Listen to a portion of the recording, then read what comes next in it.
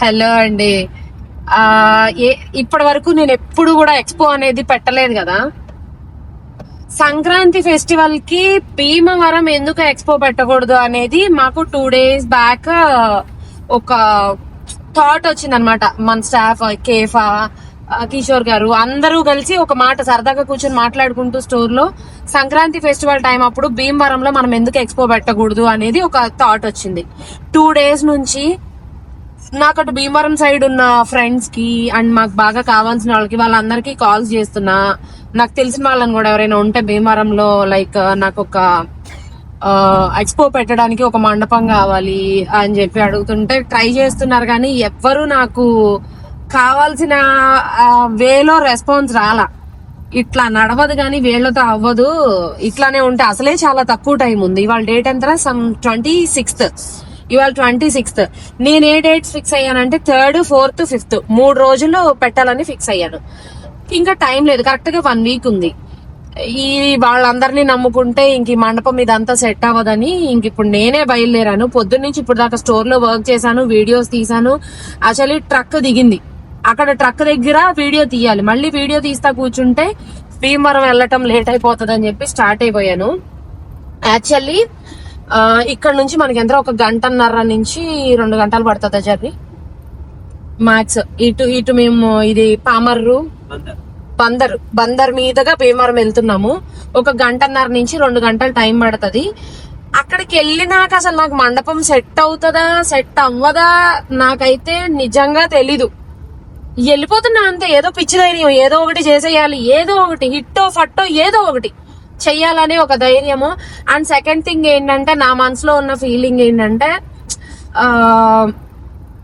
అక్కడ మన కస్టమర్లు చాలా మంది ఉండే ఉంటారు కదా. ఇది నా ఫస్ట్ ఎక్స్పో.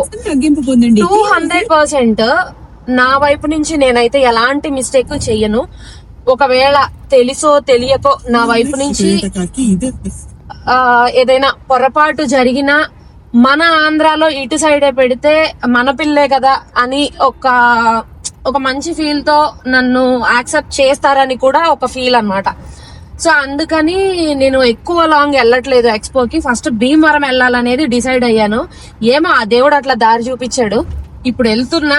ఇంతవరకు మండపం సెట్ అవ్వలా, ఈవెంట్ వాళ్ళు సెట్ అవ్వలా, ఏది లేదు. ఇప్పుడు అక్కడికి వెళ్ళి ఏమేం ఫేస్ చేస్తానో ఏంటో నాకు కూడా తెలీదు. సో జరిగేయన్ని మీకు కూడా చూపిస్తా నేను.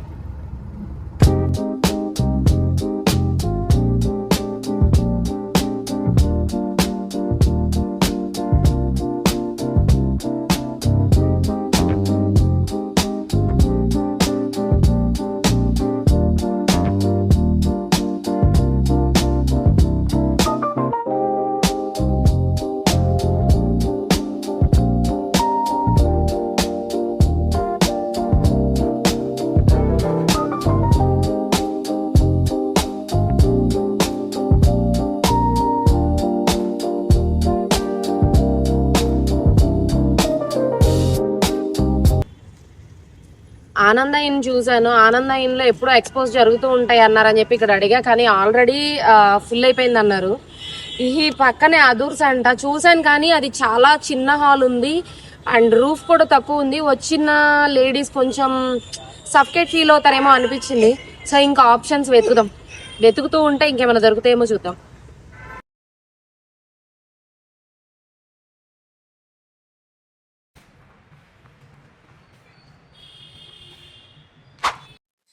ఫైనల్ గా అయితే మనకి ఫంక్షన్ హాల్ దొరికిందండి, హన్సీ కళ్యాణ మండపం అని చెప్పి.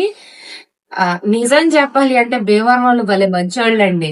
వాళ్లే ఇక్కడ నాకు అసలు జీరో నాలెడ్జ్. భీమవరం నాకు ఏం తెలియదు, ఎప్పుడు నేను రాలేదు కూడా. ఇదే ఫస్ట్ టైం నేను భీమవరం రావటం. ఒకళ్ళకొకళ్ళు కనెక్ట్ చేసుకుని అరే ఎక్కడుంది మండపం అని చెప్పి వాళ్ళే మాట్లాడుకుని నన్ను తీసుకొచ్చి ఈ మండపం చూపించారు. నేను very much happy. Thank you so much Bhimavaram people. ఇంత హెల్ప్ఫుల్ గా ఉంటారని నేను అసలు ఎక్స్పెక్ట్ చేయలేదు. మనకి ఫస్ట్ ఎక్స్పో వచ్చేసి హన్సీ కళ్యాణ మండపంలో చేస్తున్నాం. ఇదిగో మండపం ఇది.